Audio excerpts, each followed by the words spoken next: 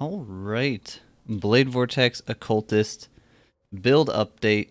Just wanted to do a short video to kind of show what the current state of this build is, where it's at, where I've gone since the initial planning of the setup, since I've mostly finalized, I think, my endgame kind of stuff, other than some crazy, ultra expensive endgame upgrades, but pretty much where I'm going to be at for attempting Uber Elder, because I think I'm about ready for that, and just the bossing stuff in general.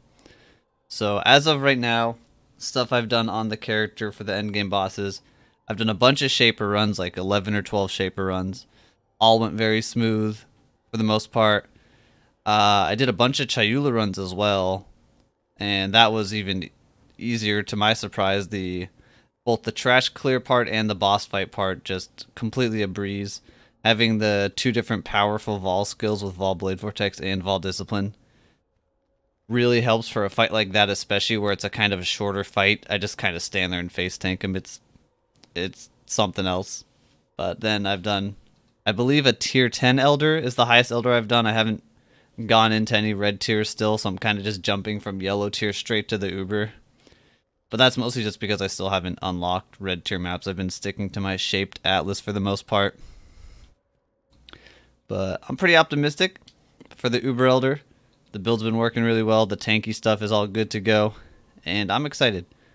But other than the boss clear stuff, the mapping on the build has been quite nice, or at least it was before I swapped to the full boss setup.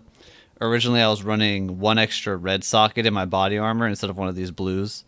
So I think I dropped the AoE gem for a duration gem, and with the duration gem in, the mapping was pretty nice. It's pretty smooth overall. Not as fast as like an Elementalist Blade Vortex with the impulses and all that crazy stuff, but it does the job. And then I also had a second Blasphemy, whereas right now I'm running Arctic Armor and Purity of Ice for bosses and just kind of self-casting my second curse.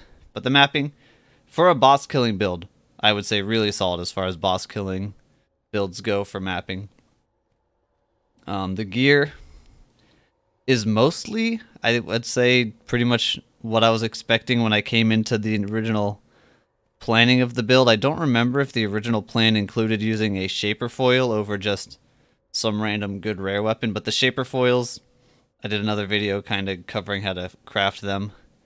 Turns out, very strong upgrade, was like something 30 DPS higher, 40% DPS higher than whatever other rare I was using.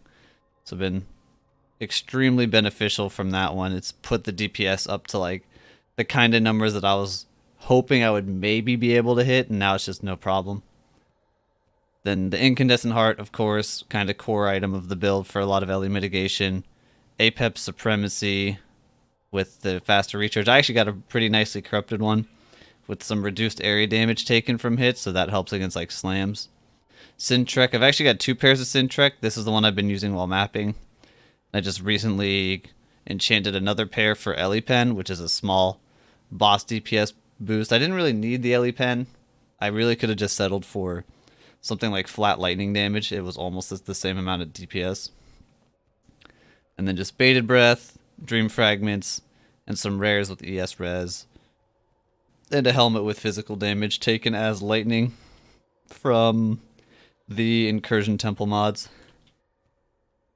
And I think that covers most of the gear, but yeah, the gear's been mostly the same as what I was planning to use.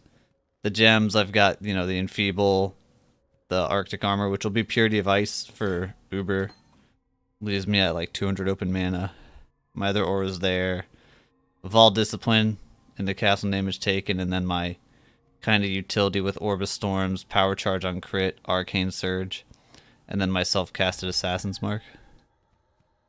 Now, with all this stuff put together, the true power, I would say, of the build is definitely shown to be how tanky it is and how durable it is in the extended fights.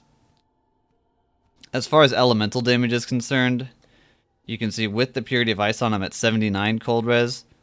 As soon as I poison myself, the shield gives me 3 more max res, so I'm at 78, 82, 79 resistances. Plus the Incandescent Heart for another 25% elemental mitigation, basically. And then I've also got the Taste of Hate specifically for, Uber Elder, Shaper, cold damage type fights to get another 6 max res. So hopefully it really works in my favor. The last time I did that fight on an Occultist, I didn't have nearly that much mitigation for cold.